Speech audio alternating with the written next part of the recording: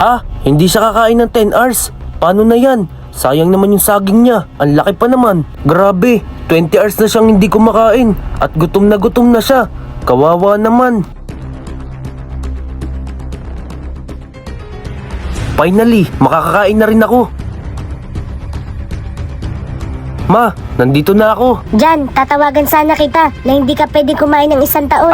Nag-error yung system, ma. Tapos, okay na yung timer ko. Salamat naman, kala ko nag-break ka ng rule eh. Class, listen. May sasabihin akong importante sa inyo. Oh, Jan, ano yun? Aayusin na ba nila yung timer? Hindi, pero every week pipili kami ng 1 tao magbe-break ng rule. Okay, pre, kinakabahan ako. Ayoko ako ang mapili. Huwag ka mag-alala, Jason. Baka wala namang mangyayari kapag nag-break ka ng rule. Pero, gusto ko itry. Ha? Abnormal ka ba? O anak, ubusin mo yan ha. Bukas, ma, magpipilian sa amin kung sino magbe-break ng